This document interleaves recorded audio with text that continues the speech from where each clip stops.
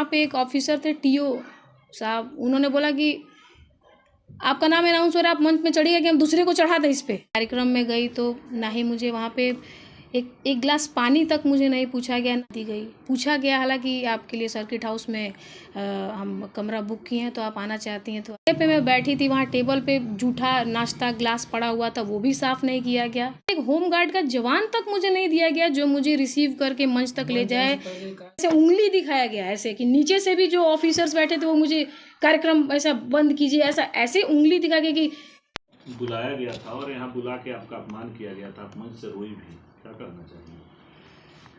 जी, जैसा कि आप सभी जानते हैं, कल 15 अप्रैल को थावे महोत्सव में मुझे पर्यटन विभाग बिहार सरकार द्वारा बुलाया गया था। मैं यहाँ पर आई, ना ही मुझे रिसीव करने के लिए कोई गाड़ी आई एयरपोर्ट। हालांकि मेरा घर गोपालगंज ज़िला में पड़ता है। हमारे फैमिली वालों ने मुझे रिसीव किया, मैं घर आई। मुझे आने के बाद ना ही मुझे ठहरने की कोई व्यवस्था दी गई। पूछा गया हालांकि आपके लिए सर्किट हाउस में हम कमरा बुक किए हैं तो आप आना चाहती हैं तो आइए। फिर जब हम जाने के लिए नेक्स्ट डे एग्री हुए तो वो भी कहा गया कि भाई यहाँ पे नेता मंत्री जी से भरा हुआ है तो आपके लिए जगह नहीं है, सर्किट हाउस खाली नहीं है। तो ठीक है, मेरा घर है, मैं यहाँ पे रह सकती हूँ। ना ही उसके बाद मैं जब कार्यक्रम में गई तो ना ही मुझे वहाँ पे एक गिलास पानी तक मुझे नहीं पूछा गया, ना ही ढंग से मुझे एक बैठने की जो जगह होती है, जो साफ़ सुथरा जगह, ना ही मुझे एक अच्छा कमरा दिया गया। जिस जगह पे मैं बैठी थी वहाँ टेबल पे जूठा नाश्ता ग्लास पड़ा हुआ था, वो भी साफ़ नहीं किया गया। उसके बाद वहाँ जाने के बाद भी मुझे बहुत इंटरनली टॉर्चर अलग अलग तरीक़ों से किया जा रहा था, लेकिन फिर भी मैं उसको मैनेज कर रही थी कि चलो ठीक है। लेकिन फिर मंच पे मैं गई तो मुझे ना ही मेरा कोई सम्मान हुआ, ना ही मुझे एक होमगार्ड का जवान तक मुझे नहीं दिया गया जो मुझे रिसीव करके मंच तक ले जाए।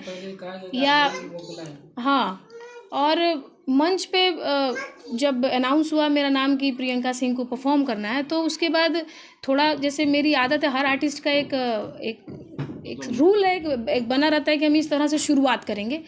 तो माइक लेने के लिए हमारे भाई साहब मंच पर गए और हुआ कि माइक आ जाएगा तो मैं जाऊंगी। तो वहाँ पे एक ऑफिसर थे टीओ साहब, उन्होंने बोला कि आपका नाम अनाउंस हो रहा है, आप मंच में चढ़िएगा कि हम दूसरे को चढ़ा दें इस पे।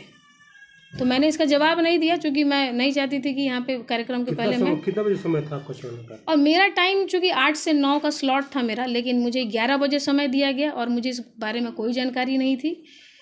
उसके बाद जब बीच बीच में बहुत डिस्टर्ब किया गया, मुझे कई बार ऐसे उंगली दिखाया गया ऐसे कि नीचे से भी जो ऑफिसर्स बैठे थे वो मुझे कार्यक्रम ऐसा बंद कीजिए, ऐसे उंगली दिखा के कि फिर लास्ट, मतलब मैं फिर भी लेकिन गाती रही। फिर एंड में मुझे खबर आई कि कार्यक्रम बंद करना है, किसी कोई इश्यू हो गया। मैंने बोला ओके। फिर मैंने लास्ट में, उन्होंने बोला कि ये गाना गा के आप कार्यक्रम बंद कीजिए, लास्ट सॉन्ग गाइए।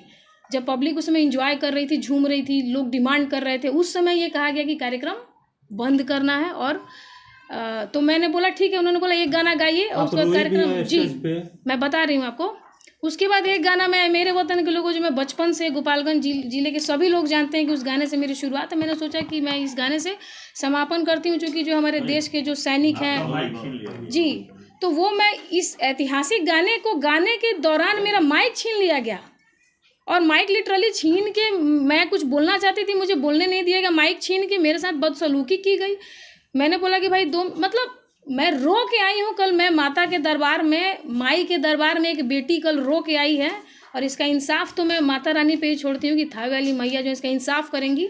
और मैं बिहार सरकार पर्यटन विभाग से मैं यही मांग करती हूँ कि मेरे साथ जो अन्याय हुआ है उसका न्याय मुझे चाहिए, मुझे न्याय चाहिए। आपके साथ किया गया, क्या लगता है आपको? अब मुझे तो नहीं पता कि मेरे साथ ऐसा क्यों किया गया, क्योंकि गोपालगंज में बचपन से मैं पली बड़ी हूँ और मैंने यहाँ के सारे लोगों ने मेरी जर्नी देखी है, सबने देखा है कि मैं कैसे आगे बढ़ी हूँ बचपन से यहाँ पर मैं। और हाँ, बचपन में इनफैक्ट जिला प्रशासन के जो लोग थे, जब हीरा लाल जी डीएम थे, के पाठक जी थे, उस दौरान मुझे समझिए कि काफ़ी लोगों ने सहयोग किया था जिला प्रशासन ने। लेकिन जिला प्रशासन से उनको मुझसे क्या दुश्मनी है मुझे नहीं पता। हालांकि मेरे पिताजी भी यहीं कार्यरत थे, सदर ब्लॉक में बड़े बाबू थे, सभी लोग जानते हैं। और मैंने तो कभी किसी का यहाँ कुछ बिगाड़ा नहीं है, नहीं आम किसी भी प्रशासन का या आम जनता का। तो आम जनता तो खैर हमारे साथ है, हमारे सपोर्ट में, हमें बहुत सहयोग की है। लेकिन जिला प्रशासन को क्या समस्या मुझे नहीं पता है। तो अब मैं यही बोलूँगी कि आप सब मुझे न्याय दिलाइए, बस मैं यही बोलूँगी।